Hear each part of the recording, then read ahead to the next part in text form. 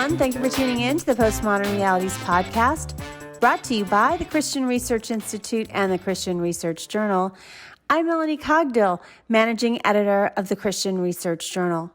It's June 2021, and you're listening to episode 238, which is a conversation about the worldview of philosophical naturalism and those scientists who pursue meaning in what they see as a godless universe and the Christian response to that worldview. Today's guest is Dr. Melissa Cain-Travis, who serves as an affiliate faculty at the Lee Strobel Center for Evangelism and Applied Apologetics at Colorado Christian University. Melissa is the author of Science and the Mind of the Maker: What the Conversation Between Faith and Science Reveals About God. Last year in 2020, Melissa wrote a feature article for the Christian Research Journal called Scientific Materialist Manifesto: The Pursuit of Meaning in a Godless Universe. And it's currently an online exclusive article that subscribers can access at our website, equip.org. If you're not currently subscribed and want to read her article, please subscribe to our journal at equip.org, and that is one of the benefits you will receive to get online access to all of our exclusive content. Melissa, it's good to have you on. Thank you, Melanie. I'm glad to be here. Well, as I mentioned, this article is the first of a three-part series that Melissa has done for our print edition, and the final part in this series is going to be published coming up in our June 2021, this month issue at the end of the month. So if you would like to read the final piece in this series, please do subscribe to the magazine. But in this series, she is addressing various claims made by recent books that she's referring to as scientific materialist manifestos. So why don't you tell our listeners, what do you mean by scientific materialist manifesto? Sure. Well, for decades now, we've seen books published by atheist scientists or atheist science popularizers that attempt to promote materialism by arguing that science has explained, or at least nearly explained, all the big mysteries of existence. So the origin of the universe, the origin of life, and the origin of consciousness and rationality. And their essential aim is to use this alleged sufficiency of science to undermine any worldview that posits God or anything like God. So we've seen these kinds of books going back even to the early mid 20th century. But in recent years, I've started noticing this really interesting shift in this genre of books. The scholars that are writing these days seem to have recognized the fact that as human beings, we're not entirely satisfied with explanations just for the material stuff of the universe. And because these are things that don't help us in our day-to-day lives with one another, our lifelong search for meaning, or our pursuit for individual happiness. And intuitively, we just know that there's something more to life than matter in motion, and that whatever that something is more important than physical stuff. So quite a few books that have been published by scientific materialists in the past few years have tended to take a broader scope by appealing to this humane intuition that we all have, this unquenchable desire for objective meaning and for purpose in our lives. And these books actually have counterparts in other forms of media. And a really good example of that would be Neil deGrasse Tyson's reboot of Carl Sagan's famous Cosmos television series. Has this very strong materialist bent, but it also uses lots of language and images that are meant to inspire awe and wonder at the grandeur of the universe, and then also at the marvels of the scientific enterprise, which is continually uncovering more and more information about the universe. So even though this series is a science series per se, it really does a lot to try to appeal to our human need for the transcendentals, but without including anything that's actually transcendent. So that's what I mean when I talk about this genre of scientific materialist manifesto. It goes beyond trying to give comprehensive scientific answers for physical origins of things, and it also tries to bring in all of these humane uh, interests that we have. This vested interest we have in meaning, value, and purpose in human existence. You mentioned Neil deGrasse Tyson, and I think for a lot of people, like you said, in other forms of media, not just his reboot television series, but also he is very active on social media. So a lot of people follow him, and his tweets are very pithy. They're also, some of them, very pointedly anti Christian or anti religious. So just wondering why you think that these particular scientists, so they've kind of come out of just more of the academic world, but they become like household names like Neil deGrasse Tyson. Why do you think they're enjoying this popularity in our culture right now? Well, I think there's within all of us this desire to have our guru or our sage or our teacher who we follow on bigger issues. And what's interesting to me about Neil deGrasse Tyson on social media is that ever so often you'll catch him posting a beautiful picture from like the Hubble telescope or something like that, and he'll say something about how this should inspire all this deep wonder and awe in our hearts at the grandeur of the universe, yet he has nothing in which to objectively ground these ideas.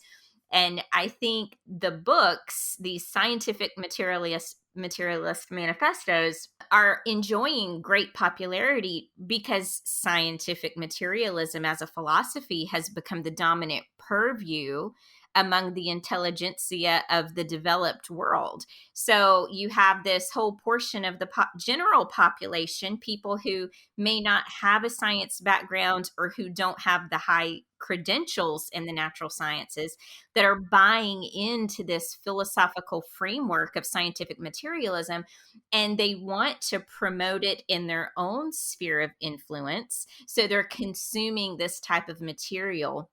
And the perception is that this is the kind of book that intelligent, non superstitious people read. In other words, non religious people. And so some of these readers are intentionally beefing up their ability to offer an apologetic, if you will, for the philosophy of scientific materialism. And they're human. And whether they admit it or not, they're yearning for answers to the much more fundamental issues of human existence. So they're reaching for what scientific materialism has on offer rather than exploring theistic options. And this new spate of books, these scientific materialist manifestos, are trying to offer that to their readership. And so that's why I think the books, the other media, are enjoying such unprecedented popularity.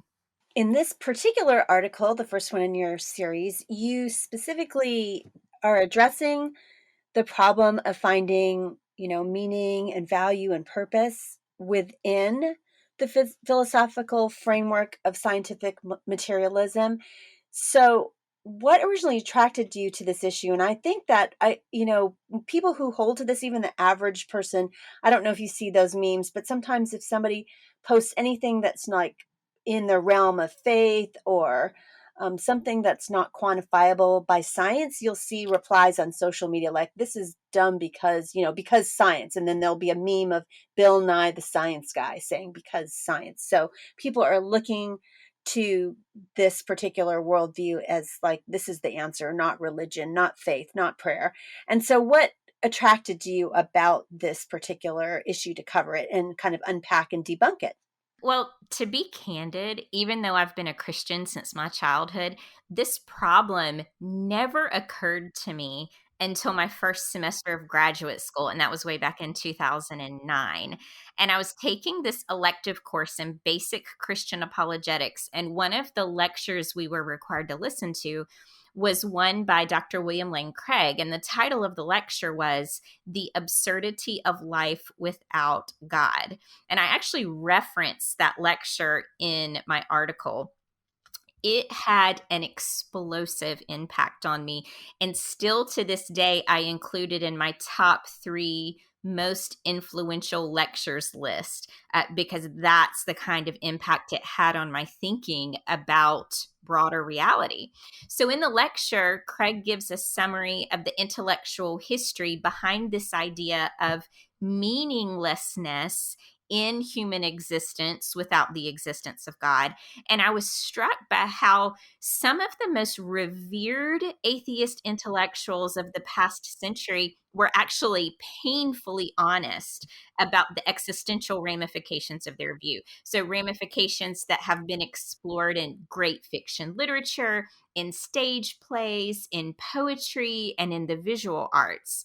And over the decades since I first heard Bill Craig's lecture, I'm still astonished by how many brilliant people have been willing to accept the outworking of a godless universe without falling into abject despair. I mean, how do you face the giant empty cosmos and your own finitude without just despairing of the utter lack of meaning and purpose in that worldview?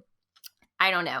But anyway, that's how I first got interested in the issue. And then when I decided to read some of the recent scientific materialist manifestos, I was very much inspired to make this subtopic the centerpiece of my first article because I just find it so compelling from the perspective of Christian apologetics. I think this really gets down to the root of human concern, the root of human existence, the things that matter most.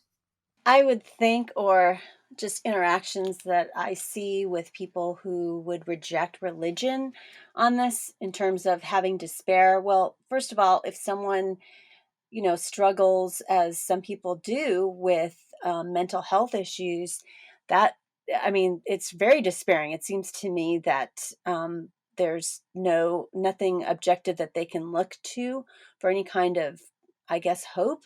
But on the flip side, I think a lot of those people would start investing just more of in a humanist worldview. So let's just make this world the best that we can make it. Let's try to have, everybody's a good person, or most people are good people. So let's just try to make this world a better person in whichever way that they can. And it's very interesting because that still is lacking. So I'm just wondering, what are the difficulties for this worldview? What kind of things does it face in terms of these issues of, meaning and value and purpose within life?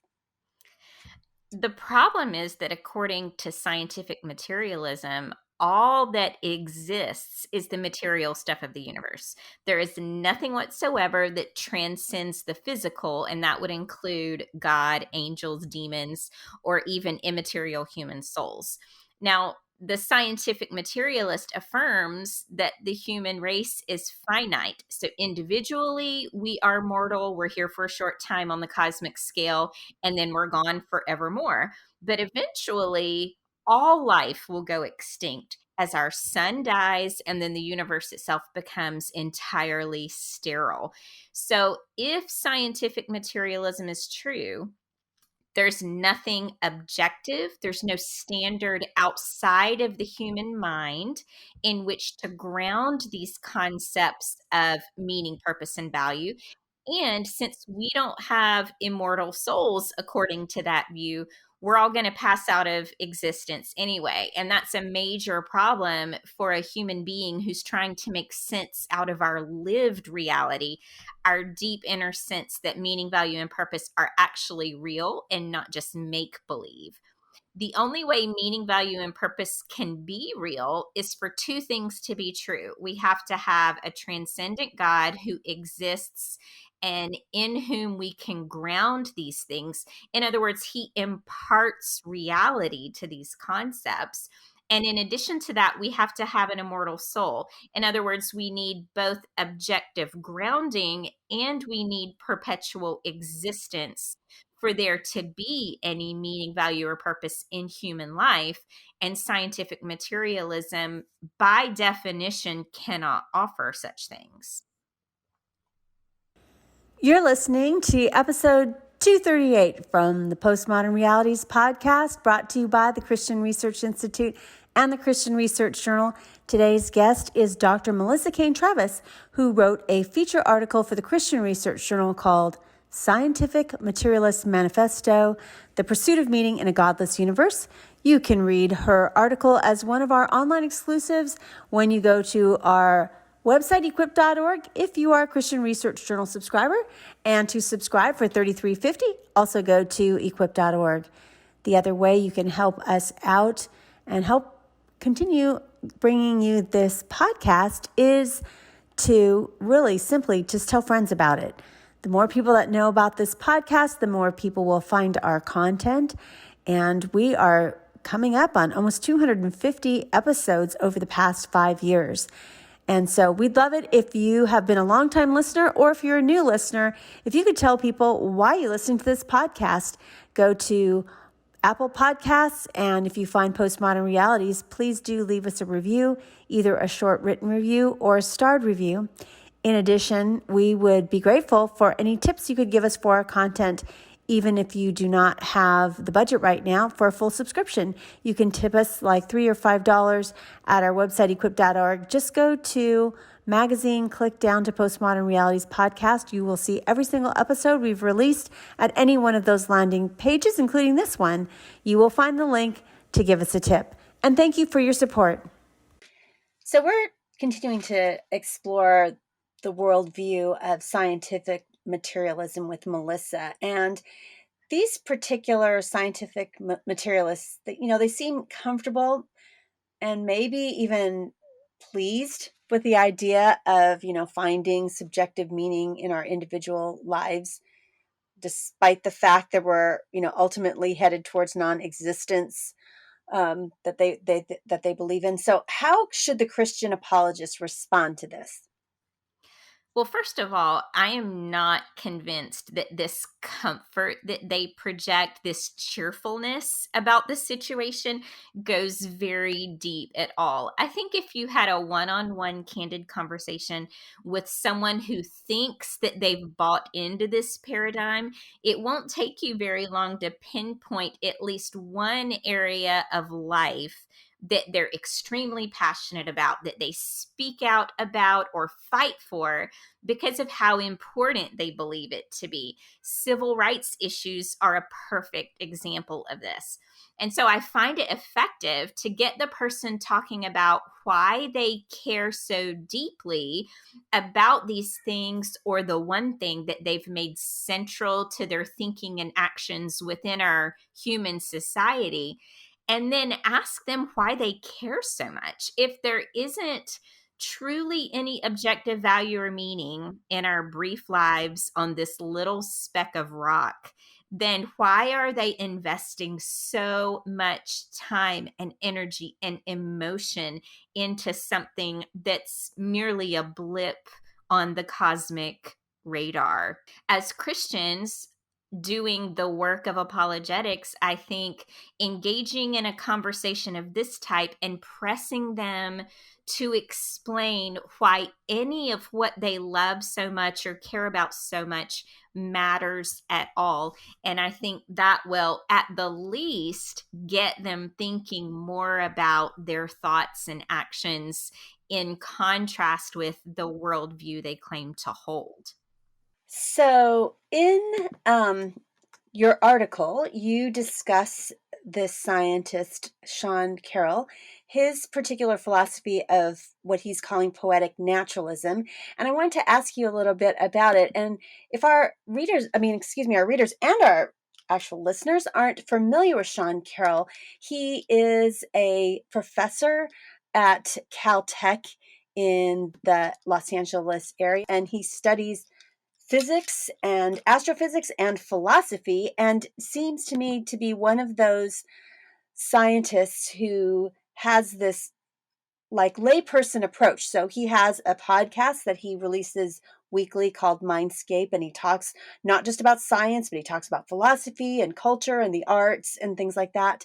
And so he's also been featured on NPR. So he takes these various different topics and he makes it really understandable. I mean, he's obviously very smart. He's a physicist and he works at Caltech, but he takes these kind of topics that you're talking about. Well, like why does time exist? What about time? Why is it mysterious? How do we answer, make heads or tails of it? And he answers it in a very lay friendly way if you've ever listened to him on NPR. So what is his particular philosophy of poetic naturalism and how does it work? So, Carroll's scientific materialist manifesto, as I call it, is entitled The Big Picture on the Origins of Life, Meaning, and the Universe Itself. So, you can get just from the title that he's going to go beyond the science and speak to some of these more humane issues. And he uses this phrase, poetic naturalism, to describe his philosophy of the whole of our human experience. And this is his attempt to offer a more comprehensive understanding of the world than science alone can provide. So he argues that along with the material reality that science describes, we can also incorporate our inner human experience. And this is how he phrases it. A poetic naturalist says that we can have two very different sounding ways of describing the world, a physics level story and a human level story, which invoke separate sets of concepts and yet end up being compatible in their predictions concerning what happens in the world.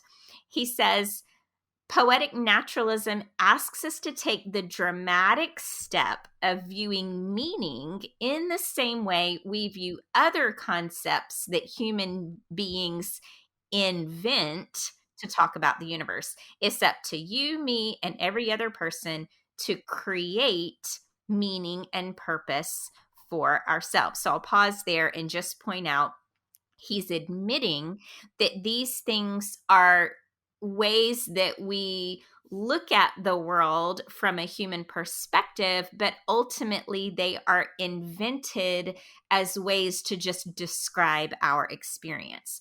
And then he goes on, and I love this passage. He says, maybe we're fooling ourselves if we think we can find fulfillment once we accept that we're part of the physical world, patterns of elementary particles beholden to the laws of physics. Sure, you can say you're leading a rich and rewarding life based on your love for your family and friends, your dedication to your craft, and your work to make the world a better place. But are you really? If the value we place in such things isn't objectively determined, and if you won't be around to witness any of it in 100 years or so, how can you say your life truly matters? Okay, I'll stop there for a moment and say, when I read that passage, I was stunned. I was like, wow, he is really nailing the very point that I want to make. He's pointing out the two things that I mentioned earlier in this podcast, that we have to have an objective standard for these things and that we have to have perpetual existence. So he's admitting these things. And so then he goes on to respond to this idea and he says, oh, that's just grumpiness talking. And he ultimately believes we should just go right on cultivating positive attitudes and happy beliefs about meaning and purpose at the subjective human level, in spite of the stark reality of the situation that we really find ourselves in. So we should simply pretend rather than face up to the logical outworking of scientific materialism. And that seems so intellectually dishonest. I mean, how is this exercise in self-delusion substantively different from what he thinks of as the self-delusion of religion. This is a classic double standard at best and outright hypocrisy at worst, I think. And as a side note, one thing that's very interesting to me is that this doesn't jive at all with the philosophy of scientism, which says that anything that's part of actual reality is something that can be investigated using the methods of science. And many of these authors, like Sean Carroll, espouse scientism in their attempts to discredit religion. But then on the other hand, they're doing this exercise in self delusion of pretending that these feelings we have about meaning, value, and purpose are just important enough for us to keep pretending. That's interesting because I mentioned, people who hold to this worldview. I think the best that they can do in how they approach it, as I interact with people who would have this kind of worldview, and like I said, be humanistic about it. And he's saying, really, you're fooling yourself if you're trying to think I'm making the world a better place, because you don't really know if that's going to happen or not. It's so interesting because since this worldview, like you said, it doesn't include any objective grounding for this, human value, meaning, and purpose. How does Sean Carroll and other scientists who think like him, handle the fact that as humans, we ask ourselves those questions? We naturally crave transcendence of some kind. We want to know, why are we here? Why do we exist? Is there any meaning to life? I mean, how do they deal with that? It can come to a point of despair for some people. I alluded a little bit to this earlier when I mentioned Neil deGrasse Tyson's interesting social media posts about the grandeur of the universe. And that's a good example of a technique that I've seen quite frequently. And it's this attempt to emphasize how spectacular and mind blowing our universe is, to sort of inspire a deep sense of awe and wonder at the universe. It's this attempt to make the cosmos itself sort of a surrogate for transcendence. And they pair this with the stunning achievements that mankind has made in the natural sciences. And that's supposed to give us this feeling of transcendence without actually invoking any kind of transcendence. And another way we see this is through all of the language about making grand leaps in scientific progress for the sake of future humanity. For listeners who have perhaps read Clay Jones' book, I believe it's called Immortal. Is that the name of the book? Yeah, he talks about the quote unquote immortality projects. I think these scientific materialists very much view the scientific enterprise as the grand immortality project for themselves and for humankind more broadly. So, again, it's this surrogate for transcendence. Now, one of the books I talk about in the article is Brian Greene's book entitled Until the End of Time. And he illustrates this very technique that I'm referring to.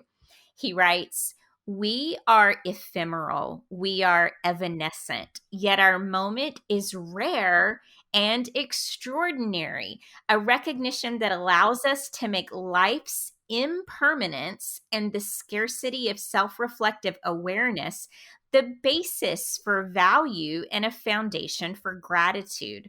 While we long for a perdurable legacy, the clarity we gain from exploring the cosmic timeline reveals that this is out of reach. But that very same clarity underscores how utterly wondrous it is that a small collection of the universe's particles can rise up, examine themselves and the reality they inhabit, determine just how transitory they are, and with a flitting burst of activity, create beauty, establish connection, and illuminate mystery. Green is just so poetic. He's a fabulous writer, and I read everything that he publishes because he just has this flair for prose.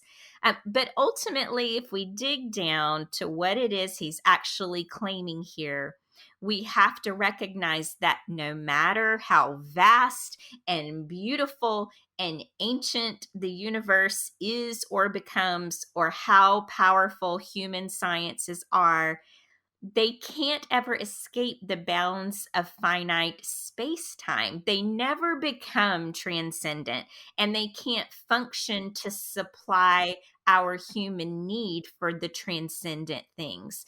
We yearn for something so much more than the material, something, or maybe I should say someone, in which to find genuine, authentic, objective meaning, value, and purpose. And we all yearn for there to be something beyond this one brief, fragile life. God has put eternity into our hearts, as Ecclesiastes 3:11 says. It's interesting that you're pointing out their different inconsistencies with their worldview, if pressed to, like, let's take it to its logical conclusions. And it was interesting, maybe 6 years ago, 7 years ago, my oldest son was applying for college and just emailed various different professors in his area that he wanted to study, which was in engineering. And at one of the major universities here, I had happened to hear one of the professors, I happened to read actually his article in the New York Times. It was just kind of a memoir type of thing. And so I connected to him, and I don't know how we started down. I looked at his CV, and he was also interested in a lot of science things. And so he had done some blogs or something in this kind of area that you're talking about. He just kind of held to that scientific manifesto. And so I asked him, I said, well, what about things like, consciousness for animals or humans, or even bat consciousness, for example? How can that be proven by science? And he just basically said, well, some things are mysteries and we just won't ever know. And yes, I realize there's certain things that maybe science isn't answering. But it's interesting to me that if they found inconsistencies in religion, or if religious people like Christians talked about mysteries and the mystery of God and certain aspects of it, it would be so poo-pooed. And yet they do that themselves. And so I'm wondering, you're arguing, you mentioned Green and Carroll, and, why aren't they really living out their worldview with consistency? Because you're saying they're not really thinking about it. I mean, he does have moments of, okay, yes, this is what it really means. But what do you really mean by not living out their worldview and consistency? Because as I talk to people who are PhDs and scientists and engineers, as they're holding to this, they're not living it out either. Right. Even the most strident atheist, for example, lives as if there are really such things as right and wrong, and as if human beings truly have an objective intrinsic value. So they demonstrate this in the way that they talk, and they fight for their favorite social causes. They have their own moral hot button issues. They will endorse praise, blame, and legal ramification for lawbreakers. Their entire lives are what I refer to as this big tragic absurdity, because it looks like one big game of pretend, because scientific materialism cannot underpin these things that are so central to how they're living their lives. And what we can conclude is that scientific materialism as a philosophy, as a worldview, is impossible to live out. And it doesn't take a whole heck of a lot of reflection to realize that this is true. Deep down, we all know it. And that's why authors like Brian Greene and Sean Carroll are so encouraging about, well, let's discover our own meaning and let's live as if this ultimately matters, because then that's great for the human race and we can be happy and have all the warm fuzzies. So that's what I mean about not living it out with consistency. They're arguing for this one view of ultimate reality, but then they can't live as if it's true, because you end up in all sorts of problems. So, as we've kind of talked about this and you've really unpacked the deficiencies of the scientific materialist manifesto, what's the value of it for Christian readers and apologists to think about it and be able to answer it? Well, as I said before, I greatly enjoy reading Brian Greene. He's probably my favorite author of this genre that I'm calling Scientific Materialist Manifesto. I enjoy these kinds of books, especially when the author, like Greene, is very honest about the philosophical ramifications of the view. I actually think Greene is a little more honest than Carroll if you compare the books in parallel. But just like Carroll, he still falls back on this idea that we should just joyfully embrace the subjective meaning, value, and purpose that we just invent for ourselves and that we agree with our fellow humans on to whatever extent.